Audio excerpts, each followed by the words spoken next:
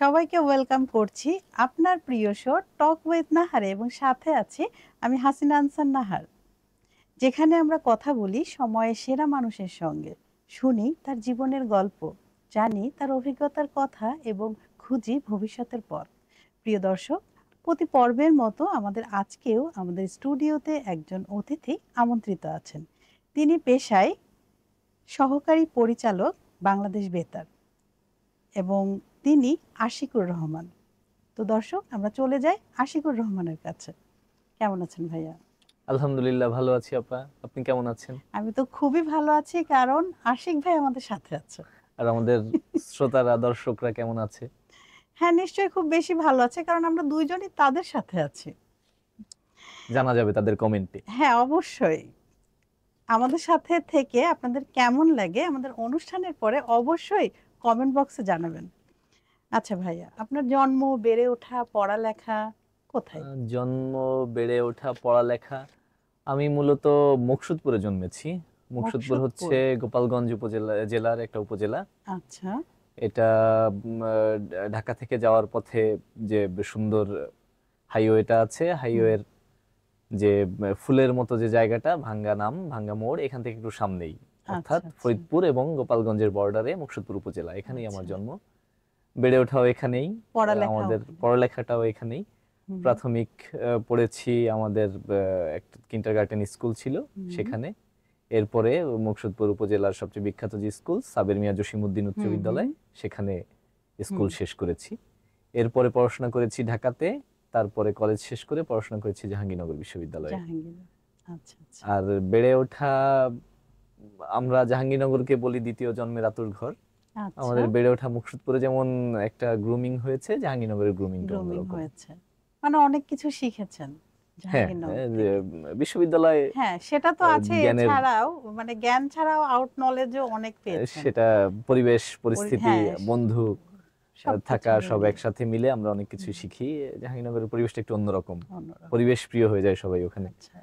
তো আসলে বেতারে আসার চিন্তাটা কিভাবে আসলো? বা এটা তো প্রথম যখন পড়াশোনাটাও রেজাল্ট মোটামুটি ভালো ছিল অনার্স মাস্টার্সে, এরপরে দ্রুত বিয়ে করতে হবে চিন্তা করি, দ্রুত জব খোঁজা, না হলে হয়তো দেশে থাকা হতো না। চলে যেতাম হয়তো শীত প্রধান কোনো দেশে, জিওলজি পড়াশোনা করেছি, ভূতাত্ত্বিক বিজ্ঞানে। এই শীত প্রধান দেশগুলোতে ভূতত্ত্ববিদের চাহিদা প্রচুর। এর কারণ হচ্ছে শীত প্রধান দেশে সবচেয়ে বড় যে সমস্যাগুলো থাকে তার মধ্যে একটা থাকে ওয়াটার রিসোর্স ম্যানেজমেন্ট। এই কাজটায় জিওলজিস্টদের ডিমান্ড আছে বিশ্বব্যাপী, কিন্তু দ্রুত বিয়ে করতে হবে, এই চিন্তা থেকেই চাকরি খোঁজা, চাকরি শুরু। তা প্রথমে ব্যাংকে চাকরি করেছি, বাংলাদেশ ব্যাংকে, এখানে শুরু। এরপরে আরো দুটো চাকরি করে তারপরে 34তম বিসিএস এর মাধ্যমে এই বাংলাদেশ বেতারে পোস্টেড হয়েছি। আমি 34তম বিসিএস ইনফরমেশন ক্যাডার। বাহ, চমৎকার।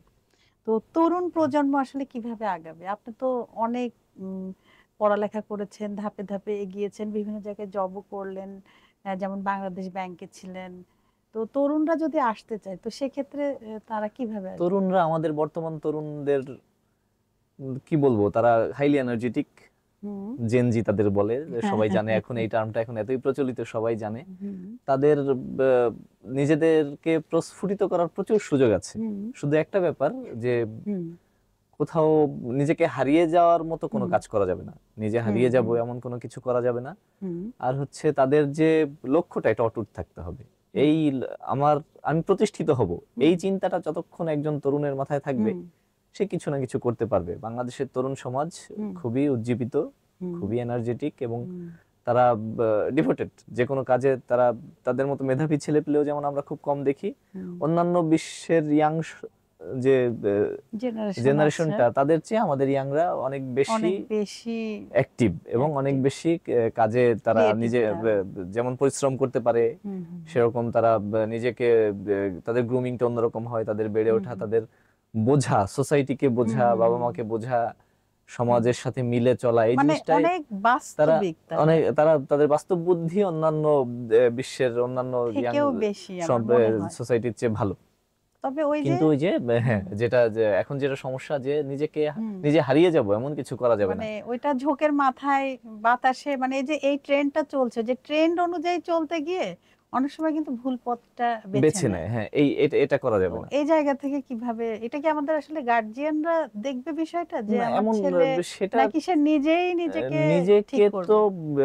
সবচেয়ে বড় কথা কি নিজের সমস্যা অভিভাবকের হুম, সাথে শেয়ার করতে হবে। করতে হবে। এমনও দেখা যাচ্ছে যে গার্জিয়ান প্রচুর সময় দেয় হুম হুম কিন্তু শেষ পর্যন্ত ছেলে বা মেয়ে কোনো একটা ভুল করে। হুম অভিভাবকের ১৫ হুম ১৬ ২০ বছরের যে পরিশ্রমটা হুম এক হুম একই সে নষ্ট করে দেয়, হুম একটা হুম। মানে একটা স্টেপেই নষ্ট হয়ে যাচ্ছে। এটাতে এটা কি আমার যেটা বুঝে মনে হয়, করছে না না না বুঝে? বুঝে তো করছে না, বুঝে তো নিজের ক্ষতি, তো কেউ নিজের করবে ক্ষতি, না, পরিবারের ক্ষতি, বাবা মার এতদিনের পরিশ্রম এটা নষ্ট ঝোঁকে, করে দেয়, এটা মানে ঝোঁকে। ওই যে ট্রল, মানে ট্রেন্ড, হ্যাঁ, এভাবে এটা যেতে এটা হবে। যেটা আর হচ্ছে যে ওই বন্ধু বান্ধব একটা ব্যাপার। হুম, আমার বাচ্চা কার সাথে মিশছে কি করছে তা সেটা খেয়াল রাখা হ্যাঁ অবশ্যই। অবশ্যই গার্জিয়ানের আর এটা দায়িত্ব। যেটা যে সোশ্যাল মিডিয়ার প্রতি যে হুম, আকৃষ্টতা এটা মানে কমাতে হবে। অ্যাডিক্টেড, এটাই মানে বেশি এটাই মনে হয় সব বাবা মার ধ্বংসের মূল অভিযোগ। কারণ আমি বলবো। এটা মনে এবং হয় এখন সব বাবা মার অভিযোগ যে সবার আমার বাচ্চা মোটামুটি মোবাইল, হ্যাঁ, মোবাইলে, মানে মোবাইলে এইটা। সে খেলুক, গেম খেলুক, হ্যাঁ। সে ই করুক, কোডিং করুক, হুম ভালো কাজ করুক, হুম যেটাতে সে নিজে ডেভেলপড হবে। হুম হুম চ্যাট জিপিটির হুম সাথে সে ইংলিশ স্পিকিং করুক, হুম হুম হুম। এরকম এই এই মানে কাজগুলো নিজেকে নিজেকে উন্নত ডেভেলপ করুক, করতে, হ্যাঁ নিজেকে ডেভেলপ ডেভেলপ করুক, করতে গেলে নিজেকে এটা তো স্মার্টার করতে, লাগবে। আরো কারণ নিজেকে আরো এখন, স্মার্টার শো করতে যা করা হ্যাঁ দরকার সেটা সে অবশ্যই, করুক। সে কারণ আরো এখন ফার্নিশড হোক, সে হুম আরো সে পাবলিক স্পিকিং এ আরো হুম থরো হুম হোক, হুম এটা হোক। কিন্তু ওই যে কিছু কিছু আসক্তির গেম যেগুলো, হুম হুম এগুলো খেলে দেখা যায় ৮-১০ জন বন্ধু বসে আছে, ১০ হুম মিনিট পরই তাদের সবার হাতে মোবাইল। হুম এই এই জিনিসটা বাচ্চাদের শৈশব নষ্ট হয়ে যাচ্ছে, তাদের খেলার আগ্রহ কমে যাচ্ছে। খেলতে কিছুদিন আগে একটা রিপোর্ট পড়েছিলাম যে হুম বাচ্চাদের মায়োপিয়ার সমস্যা, এটা হুম ভবিষ্যতে প্রকট হবে, কারণ হুম এখনকার বাচ্চারা দূরে তাকিয়ে দেখে না। হুম আমরা মাঠে খেলতাম, বাউন্ডারি লাইনটা তো অনেক দূরে, হুম ক্রিকেটের পিচ থেকে বাউন্ডারি লাইনটা অনেক দূরে, হুম হুম সেই সবুজের দিকে আমরা তাকালেও যে হুম এইটা নাকি বাচ্চারা এখন এই কনক্রিটের মধ্যে আবদ্ধ হুম থেকে আর এই মোবাইল হাতে নিয়ে হুম। দূরে তাকানো বাচ্চারা ভুলে যাচ্ছে। ও ভবিষ্যৎ মাই প্রজন্ম হয়তো গড। দূরে মায়োপিয়ার সমস্যায় অনেকাংশে আক্রান্ত হবে। তো এই এই এই জায়গাগুলো ধরনের থেকে আসলে কিভাবে বের হয়ে আসতে হবে, এই আপনার জায়গাগুলো মতামতটা থেকে কি? এই মতামতটা তো অনেক বিশেষজ্ঞরা মতামত দিয়ে রেখেছেন যে প্রথম যেটা যে বাচ্চাদের খেলাধুলার ব্যবস্থা করতে হবে, হুম হুম সোশ্যাল বন্ডিংটা গড়ে তুলতে হবে। হুম আমাদের সময় যেটা ছিল, আমরা পড়াশোনা করতাম, আমাদের শুক্রবার ৩টা ছিল হচ্ছে আমাদের স্ট্যাম্প গেড়ে টস হওয়ার টাইম, হুম, মুভি শুরু হতো, একদম। বিটিভি চালু হয়ে মুভিটা ওই শুরু যে হতো। সেই ৩টার সময় শুরু হতো। হ্যাঁ, ৩টার সময় আমরা মুভি একদম শুরু হতো। ধরা বাঁধা ওই নিয়ম হয়ে হ্যাঁ, স্ট্যাচু হয়ে টিভির সামনে বসে রয়েছি। মায়েরা বাবারা হ্যাঁ, এই একটা মুরব্বীরা মানে মুভি দেখতে আনন্দ। বসতো আর আমরা সবাই মাঠে। হ্যাঁ, এই আমাদের রাইট। ছিল আমরা হ্যাঁ, মাঠে, ওই সময় মাটি টস হবে, আমাদের দল ভাগ জায়গাটা হয়ে মাটি, আমরা হ্যাঁ। ক্রিকেট খেলা শুরু করতাম। আচ্ছা। এই এই এই কালচারটা তো এখন একদমই নেই। নেই বললেই চলে। বাচ্চাদের খেলারই জায়গা খুব কম। হুম হুম আর হচ্ছে খেলার জায়গা যাও বাচ্চাদের একটু একটু নিয়ে যাওয়ার সুযোগ থাকে, হুম বাবা মা যারা ঢাকাতে, আমরা আমাদের হুম ওই বাচ্চাকে নিয়ে যাওয়ার সময়টাও খুব একটা চ্যালেঞ্জের হুম ব্যাপার। হুম সারা সপ্তাহ অফিস করে দেখা যায় শুক্রবারে বাবা মা বাচ্চাকে নিয়ে একটু হুম পার্কে যাবে হুম বা খোলা কোনো একটা জায়গায় যাবে বা হুম কোনো এক জায়গায় খেলার জায়গায় একটু নিয়ে যাবে, একটু দৌড়াদৌড়ির জায়গায় নিয়ে যাবে, হুম। ওই এনার্জিটা বাবা মার তখন আর থাকে না। না। এইটা আচ্ছা, একটা এই যে সমস্যা। বাবা মারও তো কিছু গ্যাপ আছে নিশ্চয়ই। তো মানে বাবা মা বোঝে, তারা অনেক ব্যস্ত, ঠিক আছে, কিন্তু বাচ্চাকে সেভাবে প্রপার সময় দিতে হবে। আবার অনেক সময় সময় দিচ্ছে কিন্তু গাইডটা করতে পারছে না। যে তো এইটার এটা সেক্ষেত্রে কি আমার মনে হয় যে মাঝে মাঝে সেমিনার, ওয়ার্কশপ, এই বিষয়গুলো নিয়ে যদি করা হয় সরকারি উদ্যোগে, যে প্যারেন্টসদের এভাবে বাচ্চাকে টেক কেয়ার করতে হবে বা তাদের সাথে এভাবে চলতে হবে, তাহলে কি এটা ভালো হতো? এটা আপনার মতামত কি? সবাইকে কানেকশনে রাখা তো অবশ্যই ভালো একটা হুম ব্যাপার, হুম কিন্তু তার চেয়েও যেটা বড় ব্যাপার মনে হয় যে বাবা মার সোশ্যাল মিডিয়া আসক্তিও কিন্তু এখন অনেক। হ্যাঁ, এমন হচ্ছে যে এটাও ছেলে একটা পাশে ব্যাপার। পড়ছে, মা বসে আছে ঠিকই কিন্তু তার হাতে মোবাইল। হুম। তার হাতে মোবাইল থাকা তো বাচ্চাকে ও আসক্ত তো করছে। ওইটাও তো সে শিখছে, সে যে তার দেখছে যে মা হ্যাঁ, বাবা যেটা করবে সে তো তার কনসেন্ট্রেশনটা সারাদিন তো তো সে ওটাই দেখছে, সো তার তার ব্রেনেও কনসেন্ট্রেশনটা তো ওইটাই হ্যাঁ, আছে। তার কনসেন্ট্রেশনটা তো হুম পুরোপুরি বাচ্চার দিকে নেই। হুম হুম এই ব্যাপারগুলো মনে হয় খেয়াল রাখা দরকার। হুম বাবা মার প্যারেন্টিংটা তো আসলে খুব টাফ একটা জব। হুম হুম এই দিকগুলো খেয়াল রেখে বাচ্চাকে যদি আদর্শ সময় দেওয়া যায়, হুম হুম বাচ্চার সাথে বই পড়ুন, বাচ্চার সাথে হুম বাচ্চার সাথে লেখালেখির প্রতিযোগিতা করুন, হুম ছবি হুম আঁকায় সাহায্য হুম করুন, কাটাকাটি করুন। হুম হুম এসব করলে বাচ্চা একটু অন্যরকম হবে আশা আমাদের করা যায়। সময় কিন্তু অনেক ধরনের খেলা ছিল, তাই না? যদি ছেলেবেলায় ফিরে যাই তাহলে আপনার এমন কোন স্মৃতি আছে যেটা মনে পড়লে মনটা ভালো হয়ে যায়, আবারও মনে হয় যে ইস যদি চলে যেতে পারতাম সেই ছেলেবেলায়? এমন কিছু ছেলেবেলার স্মৃতি আমাদের সাথে এখন শেয়ার তো করুন। এমন একটা বয়সে এসে দাঁড়িয়েছি, জীবনের মাঝ বয়স, তাও ছেলেবেলার প্রতিটা দিনই এখন মনে হয় খুব মজার ছিল। হুম। ছেলেবেলায় লাফ দিয়ে পানির মধ্যে পড়তাম, সাঁতরাতাম। আপনি কি কি একটা ডান পিঠে ছিলেন? হ্যাঁ একটু বলতে পারেন, দুষ্টু না? ডান পিঠে ছিলাম। ডান পিঠে ছিলাম, খেলাধুলা করতাম। হুম। তারপরে আহ, কিন্তু বাবা মায়ের বাধ্যও ছিলেন। হ্যাঁ, পড়াশোনাটা ঠিক ছিল আমাদের। হুম। আর যাই থাকুক, এই একটা ব্যাপার যে আমরা পড়ালেখাটা ভালো ছিল। পড়ালেখার জন্য কাউকে কখনো পেছন বি- পেছন দাবলাতে হয়নি বিরক্ত যে পড় পড় করেননি। পড়। আচ্ছা। নিজেদের তাগিদেই পড়ালেখাটা করেছি। হুম হুম উপরওয়ালার ইচ্ছা, ভাগ্য হুম সহায় ছিল, হুম হুম। সব দিক সহায় ছিল, বাবা মার সাপোর্ট এবং ছিল। তখন কিন্তু একটা ব্যাপার ছিল যে সন্ধ্যার আগে বাসায় ফিরতে এটা হবে এটা কমন ছিল। এবং ওই মাগরিবের আজান বই মানে, যেন হাতে থাকে। মাগরিবের আজান মানে বাসায় মানে ঢোকো, আর হাত পা যাই ধোও, হোক, হাত হ্যাঁ, মুখ হাত মুখ ধুয়ে ধুয়ে বাস টেবিলে বই বসে নিয়ে যাও। বসতে এটা হবে। একদমই কমন এটা মানে ছিল। এটা কম্পালসারি আমাদের ছিল। জেনারেশনের মনে হয় হ্যাঁ, সবারই একদম এরকমই বাধ্যতামূলকই ছিল যে বাধ্যতামূলকই সন্ধ্যার ছিল। পরে তুমি বাইরে থাকতে পারবে না, না, আর সন্ধ্যার পরে বই হাতে হ্যাঁ, ছাড়া থাকতে পারবে না। একদম। এটা একটা। আর ওই ছেলেবেলার যে জিনিসগুলো সবচেয়ে মজার মনে হয় যে আমাদের, হুম। আমি যে যে মাঠটায় আমরা খেলতাম ওটাকে আমরা হুম। বলতাম গাছ মাঠ। গাছ মাঠ। হ্যাঁ, কারণ আচ্ছা, ওইখানে অনেক গাছ ছিল। হ্যাঁ, কোন একটা সময়ে ওইখানে বনায়নের উদ্দেশ্যে আচ্ছা। একদম সারি ধরে ধরে গাছ হুম লাগাই হুম দেওয়া হলো। আমরা হুম ওই আগে যেখানে খেলতাম ওই জায়গায় খেলতাম, কিন্তু হুম এখন গাছে ভরা। গাছে আহ, ভরা। মাঝখানে আমরা ক্রিকেটের হুম। পিচ বানিয়ে খেলতাম। আচ্ছা। তো ওইখানে খেলার ফাঁকে পাশে একটা আম গাছ ছিল, হুম আমরা আম হুম গাছে হুম। উঠে বসে থাকতাম ও, বৈশাখে। আম গাছে হ্যাঁ, উঠতেন? আমরা আম গাছটা বেশি বড় ছিল না, আমরা বন্ধুরা উঠে, মোটা মোটা ডাল আচ্ছা, ছিল, এক এক এমন ডালে কি এক এক করে হয়েছে বসে থাকতাম। বাসায় বাবা অনেক কাঁচা আম এনেছে কিন্তু আপনার ওই পাশের বাড়ির ওই আম গাছের ওই আমটাই আপনাকে খেতে হবে, মানে এই আম রেখে আপনি চলে গেলেন ওখানে ঢিল ছোড়া? এগুলো এগুলো কি করতাম, হয়েছে? খুব বেশি হতো না মানে এটা। হালকা ফুলকা হয়েছে হ্যাঁ হ্যাঁ, নাকি? এটা সুযোগ পেতেন না নাকি? ওই বিষয়টা কেমন? না, ওই সংস্কৃতিটা, অন্যের গাছের আম পেড়ে ফাঁকা করে ফেলবে এই সংস্কৃতিটা ছিল না, না। আমরা ফাঁকা না, মানে এটা একটা আনন্দ। হ্যাঁ হ্যাঁ, সব চাইলে চাইলে মহল্লার পাওয়া যেত। বাচ্চারা মিলে চাইলে আবার যখন ধরেন অনেক ঝড় বৃষ্টি হচ্ছে, নিজের বাসায় কিন্তু আম গাছ আছে, বাট আমি ওই আম কুড়ানোর জন্য বন্ধুদের সাথে আবার দৌড় দিয়ে, যাচ্ছি, হ্যাঁ, হ্যাঁ, দৌড় দিয়ে। উম, এটার মজাই কিন্তু এটার আলাদা মজাই ছিল। আলাদা। হ্যাঁ, তো আর সেই অভিজ্ঞতাগুলো কি আছে? হ্যাঁ, অভিজ্ঞতাগুলো হ্যাঁ, আছে, এগুলো করেছেন? এগুলো করেছি। আর হচ্ছে আর যেটা ছিল যে বাসার সাথে একটা পুকুর ছিল। আচ্ছা। বৈশাখে পুকুরের পানি অনেক কমে যেত। হুম আমাদের বুক সমান পানি হতো বা গলা সমান পানি হতো। হুম। ওইটাতে আমরা বল নিয়ে খেলতাম, ফিকে বল আচ্ছা লাগানো, আচ্ছা, হ্যাঁ। আর পানিতে ডুব দিয়ে দূরে চলে যাওয়া। হুম হুম হুম। আমরা বলতাম বোম বাস্টিং, বোম খেলার নাম বাস্টিং। ছিল। এগুলো নিজেরাই দিয়েছেন এই না? নাম ছিল, হ্যাঁ, ছোটবেলা থেকে দেওয়া দেওয়া নাম। এই আচ্ছা। ওইটাতে খেলতে খেলতে খেলতে চোখ এক সময় লাল হয়ে যেত, ঘোলা দেখতাম, হুম হুম ঠিক মতো দেখা যেত না, তাও কেউ উঠতে চাইতো না। হুম। পরে দেখা যেত কারো অভিভাবক এসে ঘাট ধরে উঠাই নিয়ে যাচ্ছে, তখন সবাই উঠতাম। এই এই স্মৃতিগুলো এই খুব টানে। স্মৃতিগুলো হ্যাঁ, ছিল। আরেকটা হচ্ছে মজার স্মৃতি আছে ছোটবেলার। আমরা যখন 6-7-এ উঠলাম সবাই, তখন হুম এক এক করে বন্ধুরা সাইকেল কেনা শুরু করলাম। হুম 6-7 উঠলে বাবা মা, আমার বন্ধু সোহেলকে মা সাইকেল কিনে দিছে, আমাকে হুম। কিনে দাও। হ্যাঁ, আমাকে কিনে দিছে, এই মাসুদকে কিনে রফিককে দে, কিনে দাও। মাসুদকে কিনতে হবে। মাসুদকে এরকম, কিনলে হ্যাঁ, আমরা 10-12 জন বন্ধু মিলে সাইকেল চালাই স্কুলে যেতাম, সাইকেল মানে চালাই এটা একটা ফিরতাম। আনন্দ হ্যাঁ, ছিল। এটা একটা মিছিল আনন্দ। করতে করতে হ্যাঁ, যেতেন, আবার ওই সাইকেলের সময় হলো মিছিল। যে এখন যেটা হাইওয়েটা, হুম হাইওয়েটার হুম কাজ তখন কেবল শুরু হয়েছে। হুম। ওই হাইওয়ে দিয়ে আমরা সাইকেল চালিয়ে অনেক দূরে দূরে চলে যেতাম। ও, কখনো অ্যাক্সিডেন্ট হয়নি না?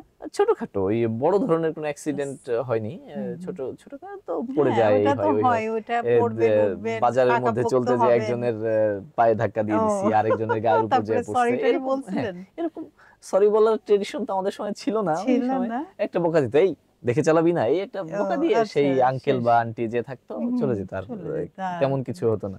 হতো না। ওই সময় বাচ্চাদেরও এখনকার চেয়ে সবাই আপন ভাবে হুম, আদর করতো, আপন আদর ভেবে আদর করতো। করতো। হুম। তো আপনার যে বন্ধু বান্ধব ছিল তাদের সাথে কি এখনো যোগাযোগ আছে? হ্যাঁ, দেখা অবশ্যই। হয়? বন্ধু, স্কুলের বন্ধুর মতো বন্ধু তো আর হয় না। হয় না, হ্যাঁ। এটা তবে ওই কলেজের বন্ধুদের না কেমন যেন হারিয়ে ফেলেছি। ওই সময় সোশ্যাল মিডিয়া এত ছিল না, আমরা যখন কলেজে পড়েছি হুম তখন হুম। সবার কাছে ফোন ছিল না। এই কোনো কলেজের বন্ধুকে কি কোনো মেসেজ দিবেন? তাহলে আমাদের কিন্তু আহ, আহ, কালের দৈনিক কালের সমাজ আর 21শে সংবাদ.com এর হচ্ছে দর্শকদেরকে বলতে পারেন না, কোনো এক সময় যদি আপনার সেই বন্ধু আমাদের এই প্রোগ্রামটা দেখে, মেসেজটা পেয়ে যাবেন। আমার আমি আমার 2 জন বন্ধুকে খোঁজার খুব চেষ্টা করি। হুম এক হচ্ছে স্কুলে 9-এ আমার সাথে পড়তো, চৈতি নামে একটা বান্ধবী আমাদের। হুম যখন আমরা 9 শেষ করে 10-এ উঠলাম তখন সে চলে গেল মাগুরাতে। এরপরে আর কখনোই তার সাথে আমার দেখা হয়নি। আচ্ছা। প্রায় 2 যুগ হয়ে যাচ্ছে, 24 বছরের কাছাকাছি হুম। তার সাথে আমার দেখা হয় না। এই বন্ধুকে কখনো মানে কোনোভাবেই খুঁজে বের করতে পারি নাই। অনেক চেষ্টা আচ্ছা। করেছি। আর হচ্ছে কলেজে আমি পড়েছি সরকারি বিজ্ঞান কলেজে হুম। তেজগাঁতে। হুম। কলেজে আমার 2 জন বন্ধু ছিল। একজন হলো হুম। কিবরিয়া, হুম। আরেকজন হচ্ছে সৈকত। হুম। এই 2 জন বন্ধুকে খুঁজে পাইনি। হুম। এই 3 জন বন্ধু যদি কখনো আমার এই ভিডিওটা দেখে থাকো, যোগাযোগ করার চেষ্টা করবে। আমি বাংলাদেশ বেতারে আগারগাঁওয়ে অফিস করি। চৈতি এবং কিবরিয়া এবং আর সৈকত। হচ্ছে সৈকত। আহ, আপনাদের কাছে মেসেজ দিল ভাইয়া, আপনাদেরকে অনেকদিন দেখে না, তিনি খুঁজে পাচ্ছেন না আপনাদের। যদি কখনো এই প্রোগ্রামটা আপনাদের সামনে আসে তাহলে অবশ্যই ভাইয়া কিন্তু ভাইয়ার ঠিকানাটা দিয়ে দিয়েছেন, আপনারা অবশ্যই যোগাযোগ করবেন। এবং ভাইয়া কিন্তু আপনাদেরকে অনেক মিস করে। উনি যখন কথাগুলো বলছিলেন আমি কিন্তু লক্ষ্য করেছি ওনার চোখটা একটু ছলছল হয়ে গেছিল, তার মানে তিনি ওই স্মৃতিতে চলে গিয়েছিলেন। সো যদি দেখা হয় কখনো, তো খুব সুন্দর একটা মুহূর্ত হবে আর আমার মনে আর হচ্ছে। আপা যে প্রশ্নটা করলেন বন্ধুদের সাথে দেখা হয় কিনা, হ্যাঁ এই গত শুক্রবারে আমরা একসাথে আড্ডা দিয়েছি। তাই? আমার স্কুলের ও বন্ধুরা এক আচ্ছা একজন আচ্ছা। এখন সবাই ব্যস্ত। তারা কি ঢাকায় আছেন? হ্যাঁ, অনেকেই ঢাকাতে আছে। অনেকেই, উত্তরা আচ্ছা। বেজ হুম বাসা হুম অনেকের, হুম অনেকেই চাকরি করেন, সবাই চাকরি হুম করেন। হুম ব্যবসায়ী আছে 2-4 জন। হুম। আমাদের ওই গ্রুপে মেসেজ হয় এই দিন ও এখানে আচ্ছা, আসছি। আপনাদের গ্রুপ আছে? হ্যাঁ, এই দিন বাহ, এখানে আসছি, দারুণ। কে কে পারিস চলে আসবি। চলে আসবি এই তখন। সর্বশেষ এই শুক্রবারে আমরা আগারগাঁয়ে বসে আড্ডা দিয়েছি। হুম হুম। মধ্যে কক্সবাজার যাওয়ার প্ল্যান হচ্ছিল, আচ্ছা। বানচাল হয়ে গেছে। হুম হুম হুম আহ, নানাবিধ কারণে বানচাল হয়ে গেছে। হুম হুম কয়েকজন সময় দিতে পারে নাই, বাচ্চার পরীক্ষা, এইটা হুম ওইটা, হুম হুম এইসব ইস্যুতে পরিবেশ সাপোর্ট করে নাই। হুম হুম এক বন্ধু ব্যবসার কাজে ইংল্যান্ড গেছে, এই হুম জন্য আরো হুম পিছায় গেছে। ইনশাল্লাহ বন্ধুরা মিলে দ্রুতই বড় একটা ট্যুর দিব। হুম হুম। এইটা আর হচ্ছে ভার্সিটির ফ্রেন্ড, মানে স্কুলের ফ্রেন্ড হচ্ছে আপন ভাইয়েদের মতো। আর একদম। হচ্ছে আর ভার্সিটির ফ্রেন্ডের মতো বিপদে পাশে দাঁড়ানো বন্ধু তার নাই। না, এদেরকে যে কোনো পাশের সময় বাড়ির ডাকলেই, লোক। হ্যাঁ, এদেরকে যে কোনো সময় ডাকলেই, যে কোনো বিপদে ডাকলেই, হুম হুম যে কোনো প্রয়োজনে নক করলে হুম সাথে হুম সাথে সাড়া পাওয়া যায়। এই শুধু এই কলেজের বন্ধুগুলো হারাই গেছে। হুম। কলেজ লাইফটা ছিল খুব অল্প সময়ের, হ্যাঁ একদম সেটাই। 18 মাস 19 মাস সময়ের। পড়েছি হুম সরকারি কলেজে, হুম হুম। গ্রাম থেকে উঠে আসা একটা ছেলে। শহরটা চিনতেই তো অনেক সময় লেগে একটু গেছে। সময় লাগে, নিজেকে সেট করতেও হ্যাঁ, তো সেটা সময় একটা। আর ওই লাগে। সবাই তো ওরকম বাইরে থেকে এসে এসে কলেজে পড়েছি। হুম কলেজটা ঢাকাতেই, হুম ম্যাক্সিমামই আমরা ছিলাম গ্রামের ছেলেপেলে। হুম হুম সরকারি কলেজ পড়েছি। ওই হুম হুম সবাই পরে জীবনের তাগিদে এক একজন এক এক হুম, দিকে চলে চলে গেছি। এবং গিয়েছে। ওই যোগাযোগটা ওইভাবে হাতে গোনা হয়নি। একদম 1-2% মানুষের তখন আমাদের মোবাইল ছিল। হুম হুম অভিভাবকদের হয়তো ছিল, কিন্তু হুম। ওই দেওয়া নেওয়াটা আর হয়ে ওঠে নাই। হয়ে ওঠেনি। সবাই এই শুধুই কলেজের বন্ধুগুলোকে খুব মিস করি। কলেজে যাদের সাথে একসাথে চলতাম, একসাথে ক্লাস করতাম, তো এদের খুব মিস করি। জীবনের কোন পর্যায়ে এসে আপনার মনে হলো যে নিজেকে একটু চেঞ্জ করতে হবে বা একটু নতুন কিছু করি? নতুন কিছু করি, কৈশোর তো শেষ, আমাদের যৌবনও শেষের দিকে, বৃদ্ধ হয়ে তো যাচ্ছি। তাই না? এই যে এখন বড় সড়ো স্টেপ নেওয়ার সাহস করাটা খুব কঠিন, কারণ হুম পেছনে অনেক বাধা, পরিবার, হুম হুম হুম সোশ্যাল সিকিউরিটি, হুম হুম এইসব কারণে এখন অনেক কিছু করা হয়ে ওঠে না। হুম চাইলেও করে উঠতে পারি না। আর হচ্ছে সারাদিনের ব্যস্ততার পরে নতুন কিছু করে নিজেকে সেট করাটা চ্যালেঞ্জ। একটু চ্যালেঞ্জ। চ্যালেঞ্জ আবার যেটা ওই যে নিউক্লিয়াস ফ্যামিলি, হুম হুম হুম বাসায় সময় দেওয়া, হুম হুম। বাচ্চাকে সময় দেওয়া, স্কুল বাচ্চার মানে অনেক দায়িত্ব হ্যাঁ, আসলে দায়িত্ব এখানে, যেমন আছে, দায়িত্বের জায়গা থেকে ফ্রি টাইমটা পাওয়া খুব টাফ। কঠিন। যদি হুম যেটা মনে হয় যে যৌথ পরিবার যদি থাকতাম, হুম হুম তাহলে মনে হয় এই টাইমটা আবার হুম একার হুম কিছুটা টাইম হুম। পাওয়া যেত। ভবিষ্যৎ পরিকল্পনা কি? ভবিষ্যৎ পরিকল্পনা, একটা ছেলে আছে, ছেলেকে বড় করা, আর ছেলের মার সাথে সুখে শান্তিতে থাকা, এটাই পরিকল্পনা। এটাই ভালো এটাই চাওয়া। পরিকল্পনা। পরিকল্পনা বলতে এটাই কি, এটাই পারফেক্ট এটাই পরিকল্পনা। চাওয়া, আর কি কিছু বলেন চাওয়ার নেই। দর্শক? আশিক ভাইয়ের পরিকল্পনার সাথে আমি একমত। এটার বাইরে আপনারা কি একমত? যদি একমত হয় তাহলে অবশ্যই আমাদের এই পোস্টের কমেন্ট বক্সে জানাবেন।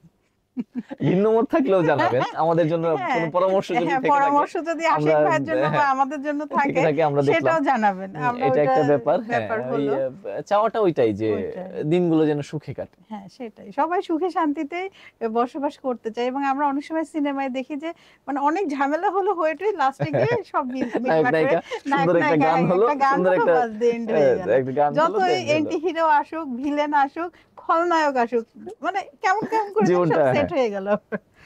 সেটাই। তো ভাইয়া আমরা কিন্তু কথা বলতে বলতে এখন আমরা র্যাপিড ফায়ার সেগমেন্টে চলে এসেছি টক উইথ নাহারের। আপনি প্রস্তুত আছেন তো? একটু নড়ে চড়ে নার্ভাস। ওঠেন। হ্যাঁ, প্রস্তুত আছি ইনশাআল্লাহ। হ্যাঁ, সমস্যা নেই। জি। মেহুনা আমি আছি তো। এখন আচ্ছা, রেডিও না টিভি? কোনটা ভালো লাগে? রেডিও। প্রিয় বাংলা শব্দ? ভালোবাসি। বাহ! ঢাকার প্রিয় জায়গা? ঢাকার প্রিয় জায়গা এটা নির্বাচন করা একটু কঠিন। কারণ হচ্ছে অনেকগুলো প্রিয় জায়গা আছে। আচ্ছা। ঢাকার টিএসসি তে বসে আড্ডা দিতাম। হুম, এটা একটা অনেক স্মৃতি না জায়গা ছিল। টিএসসি তে? হ্যাঁ, টিএসসি তে অনেক স্মৃতি আছে। তারপরে হচ্ছে আমরা একসময় বন্ধুরা মিরপুর ১০ নম্বরে আড্ডা দিতাম। মিরপুর ১০ আচ্ছা, নম্বর মানে তখন একেকটা এতটা পয়েন্ট ছিল আপনাদের হ্যাঁ, হ্যাঁ, তখন আড্ডাতে। এতটা ব্যস্ত ছিল না। আচ্ছা। তারপরে হচ্ছে ১ম দিকে এসে মগবাজারে একটা জায়গায় থাকতাম স্কুলের বন্ধুদের সাথে, বড় ভাইদের সাথে। ওইটা একটা প্রিয় জায়গা ছিল। এরকম আছে। মোটামুটি হ্যাঁ, কয়েকটা পয়েন্ট আছে হ্যাঁ। আপনার। কিন্তু এই জায়গাগুলো না এখন আর আগের মতো নেই। সেই অস্তিত্ব অনেক নেই। সেই ঘিঞ্জি এখন হয়ে মিরপুর গিয়েছে। ১০ নম্বরে দাঁড়ানোই যায় না। আমি দাঁড়িয়ে হ্যাঁ, থাকলে লোকজন আমাকে ধাক্কায় নিয়ে চলে যায়। সেটাই। এটা খুব একটা হুম। কষ্টের জায়গা যে আপনি চা না কফি প্রেমী? চা। ছুটির দিনে কি করেন? ছুটির দিনে দিনের অর্ধেক কেটে যায় ঘুমিয়ে। সারা আহা! সপ্তাহের ক্লান্তি ঘুমিয়ে পরে মধ্যে কিছুদিন শুরু করেছি ছেলেকে নিয়ে সাঁতরাতে যাই। ছেলেকে সাঁতার শেখানোর চেষ্টা করছি। হুম। নিজে এটাতেই কি সাঁতার পারেন? হ্যাঁ, আমি খুব ভালো সাঁতারু ও ছিলাম। আমি আচ্ছা, আচ্ছা। সাঁতারে বহুবার চ্যাম্পিয়ন। বাহ! স্কুলে, চমৎকার। তারপরে আমাদের সরকারি কর্মকর্তাদের একটা ট্রেনিং ইনস্টিটিউট আছে আচ্ছা, পিএটিসি। আচ্ছা। পিএটিসি তে সাঁতার চ্যাম্পিয়ন। কার কাছ থেকে শিখেছিলেন? বাবাই শিখিয়েছে ছোটবেলায়। মনে আছে আচ্ছা। নারকেল দিয়ে ২টা নারকেল একসাথে জোড়া করে বেঁধে আব্বা সাঁতার শিখিয়েছিল। তাই? হুম। ওয়াও! কোন দেশ ভ্রমণের স্বপ্ন দেখেন? উম মালদ্বীপ ভ্রমণের স্বপ্ন দেখি এখন। তাই? হ্যাঁ। কারণটা কি? দ্বীপ বা সাগর সবসময় ও টানে। আপনার কক্সবাজার নদী, সাগর এগুলা অনেক না পছন্দ। পাহাড়ও টানে, আবার মানে বনও টানে। প্রাকৃতিক কিন্তু জায়গাগুলো আমার টানে। কাছে যেটা মনে হয় যে কক্সবাজার জায়গাটা এমন আপনি যতবারই যান ক্লান্তি লাগবে না। হুম, হুম, আপনি আর কক্সবাজার অন্য কোথাও গেলে আপনি ধরেন রাঙ্গামাটি গেলেন। আপনার তো একেক পাহাড়ে যেয়ে ঘুরতে হবে। হুম, হুম, কিন্তু কক্সবাজারে আপনি শুধু একটা কট নিয়ে বসে থাকলেই হুম। আপনি পুরোপুরি রিফ্রেশ হয়ে ৩ দিন পর ঢাকায় ফিরতে পারবেন। বাহ! এই জিনিস মানে সমুদ্র ছাড়া মনে হয় কেউ আপনাকে দিতে পারবে না। আপনি সম্ভব না। যেখানেই যান, চা বাগানের মধ্যে সিলেটে চা বাগানে যান, হ্যাঁ, চা বাগানে একটা সময় যখন রোদ কমে আসে হুম। অথবা জ্যোৎস্না রাত হয়, সেটা একটা আনন্দ। কিন্তু সারাদিন আপনি আনন্দটা কিন্তু পাবেন না। যখন ভয়ানক গরম, রোদ, ওই সময় আপনি না পারবেন বন্ধুদের নিয়ে হাঁটতে, না পারবেন ঘুরতে। হুম। চা বাগানে ওই লিমিটেড টাইমটা আপনার ভালো লাগে। আবার চা বাগানে আপনি ২ দিন দেখবেন, তারপরে দেখবেন কেমন যেন একই লাগছে। ওই একই জিনিস হ্যাঁ, তো। একই লাগছে, ওই যে ভালো যেমন লাগছে না। আমরা সকালে ঘুম থেকে উঠেই ব্রাশটা করি, দাঁত ব্রাশ করি, তারপরে কিন্তু নাস্তা খাই। কিন্তু কক্সবাজারটা কিন্তু এমন না। এমন আপনি না। কক্সবাজারে আপনি যতবার যান, যতক্ষণ থাকেন, নতুন, যা নতুন, থাকেন, নতুন আপনি সব না? বসে থেকেই ৩ দিন পার করলেও আপনার বিরক্তি লাগবে না। এইজন্য আচ্ছা। টানে। আর ওই গরিব ছাপোষা কর্মচারী তো মালদ্বীপটা এখন তাই মালদ্বীপটা টানছে। টানে। ও হ্যাঁ। আচ্ছা, আচ্ছা, সমস্যা নেই। আশিক ভাই যখন মালদ্বীপ ভ্রমণ করবেন অবশ্যই আমাদেরকে জানাবেন। আমাদের দৈনিক কালের সমাজ এবং 21সংবাদ.com এর দর্শকরা আমরাও আশিক ভাইয়ের সাথে মালদ্বীপ ভ্রমণে যাব। ঠিক আছে ভাইয়া? ইনশাআল্লাহ মালদ্বীপ ভ্রমণ করতে পারলে ইনশাআল্লাহ। আপনাদেরকেও ভ্রমণের সবকিছু হ্যাঁ, দেখাবো। অবশ্যই। কথা কিন্তু দিয়ে কথা গেলেন। দিলাম। হ্যাঁ, নিশ্চিত কথা দিলাম। কথা দিলেন, এই কথাটা রেকর্ড থাকলো এবং দর্শক আপনারাও কিন্তু আশিক ভাইকে চিনে রাখেন। ইনশাআল্লাহ দেখাবো। হ্যাঁ, তো আপনার প্রিয় আরজে বা উপস্থাপক কে? ভূত এফএম শুনতাম একসময় খুব। তাই? হ্যাঁ, ভূত এফএম শুনতাম। আচ্ছা। আ আর হচ্ছে লাভগুরু শুনতাম, আরজে কিবরিয়া। লাভগুরু। আ হুম। এছাড়া অন্যান্য আরজেদের এখন না ওই শোনা হয়ে ওঠে না। তারপরে খুব ভালো, ভালো পর্যায়ের ছেলেমেয়েরা এই হুম, কাজে আসছে। হুম, তারা তাদের শো গুলো খুব জমজমাট। হুম, কিন্তু আমরা আসলে ব্যাকডেটেড হয়ে গেছি আর হচ্ছে ওই কাজের চাপে কানে হেডফোনটা দিয়ে যে এফএম শুনবো, হুম, এই সুযোগটা আসলে দুর্ভাগ্য আমাদের। এই সুযোগটা করে সেটাই। উঠতে পারি না। হুম। সকাল না রাত কোনটা বেশি প্রোডাক্টিভ আপনার জন্য? সকালটা খুব ভোরে উঠতে পারলে ১ম এই পরিবেশটা দেখে মনটা ভালো হয়ে যায় ১। দ্বিতীয়ত হচ্ছে সকালে উঠলে দিনটা অনেক বড় পাওয়া যায়। সারাটা দিন অনেক এবং লম্বা থাকে। মানে কাজের অনেক অনুপ্রেরণাও পাওয়া অনেক যায়। মনে হয় যে অনেকগুলো রিফ্রেশ কাজ লাগে। করে হ্যাঁ, ফেলতে রিফ্রেশ পারবো। লাগে হ্যাঁ, সেটাই। রাইট। রাতে হচ্ছে ছাত্র জীবনে রাতে পড়াশোনাটা ভালো হতো। কিন্তু এখন রাতে আর কাজ করে এখন কাজটা তো দিনের আর বেলা পড়াশোনাও ওইরকম পড়াশোনা নেই। করার সুযোগ নাকি হয়ে ওঠে না। করেন? মাঝে, বই মাঝে তো পড়ি, একটু বই পড়া একটু হয়। একটু পড়ি। হুম, আর হচ্ছে আগের মতো হয় না। হুম। নিজেকে গড়ার জন্য পড়া হয়ে উঠছে না। না, এমনি এখন বিনোদনের জন্য কিছুটা পড়ি। বিনোদনের জন্য। মাইক্রোফোন না ক্যামেরা? আসলে সত্যি বলতে কি দুটোই আমার প্রিয়। তাই? আমি আমি ছবি তুললে আমার বন্ধুরা পছন্দ করে। হুম, এটা একটা ব্যাপার। এমনও হয় যে বন্ধুরা শুধু বন্ধু না, কলিগও, আমার পর্যায়ের যে বিভিন্ন ক্যাডারের কলিগ বন্ধুরা আছে তাদের সাথেও কোনো প্রোগ্রামে একত্রিত হলে কারো ডিএসএলআর সেটা আমার হাতে ধরায় দেয়। এই জন্য আমার চেহারাও যেমন খারাপ, ছবিও কম। না না, কারণ আশিক ভাই হচ্ছে চেহারা কি খারাপ? দর্শক বলেন তো।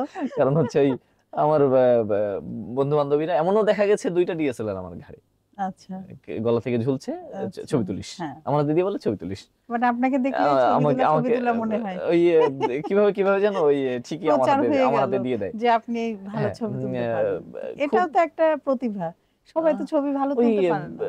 লাইট সেন্সটা থাকলেই মনে হয় তোলা যায়, যে হয়ে কোন যাবে। দিকে লাইট সেন্স আর ফ্রেমিং সেন্সটা, এই দুটো হলে হয়ে যায়। ছবি তুলতে আকর্ষণ ছিল ছোটবেলা থেকেই, তুলতাম। ভালো ছবি তুলতে পারি বলবো না, কিন্তু তুললে বন্ধুরা পছন্দ করে। এমনও হয় যে আমার পাশে একজন তুলছে, সে বলছে না তুই তুল, তোরটা ভালো হবে। আর জীবনের মাইক্রোফোন যেটা বললেন, আমার গলা সুন্দর না, কিন্তু কাজ করি এখন মাইক্রোফোন নিয়ে, মাইক্রোফোনের প্রতি আলাদা একটা ভালোবাসা আছে, চলে এসেছে। সেটা যেমন পেশা, নেশা নেই কিন্তু পেশার কারণে মাইক্রোফোনের প্রতি ভালোবাসাটাও আছে। বাহ, দারুণ। আমরা অনেক সুন্দর চমৎকার একটি সময় কাটালাম আশিক ভাই। আমরা কিন্তু কথা বলতে বলতে অনুষ্ঠানের একদম শেষ দিকে চলে মনে এসেছি। হচ্ছে না এত সময় কথা না, বলেছি, খুব মনে ভালো সময় হ্যাঁ, আমি কেটেছে। নিজেও ভাবছি যে কিভাবে চলে গেল। তো আশিক ভাই, আমাদের এই অনুষ্ঠান টক উইথ নাহার এসে আপনার কেমন লাগলো? আমি ইমপ্রেসড। এরকম একটা অনুষ্ঠানে আমাকে আমন্ত্রণ জানানো হয়েছে, এটা আমার জন্য সৌভাগ্যের। আমি লাকি যে আপনার সাথে একটা শো করতে পারলাম। আর সবচেয়ে বড় ব্যাপার যে বলার সময় তো খুব কম, আড্ডার মাধ্যমে দর্শকদেরকে কিছু বলা, আপনার সাথে কথা বলা, সবার সাথে একটা ইন্টারাকশনে যেতে পারা, সৌভাগ্যের ব্যাপার। ধন্যবাদ আপনাকে এবং এই কালের সমাজ এবং একুশে সংবাদ.com কে অনেক অনেক, আবার বলি না, হ্যাঁ, ধন্যবাদ আপনাকে, সেই সাথে কালের সমাজ এবং একুশে সংবাদ.com এই কর্তৃপক্ষ যারা আমাকে আমন্ত্রণ জানিয়েছেন, সবাইকে ধন্যবাদ।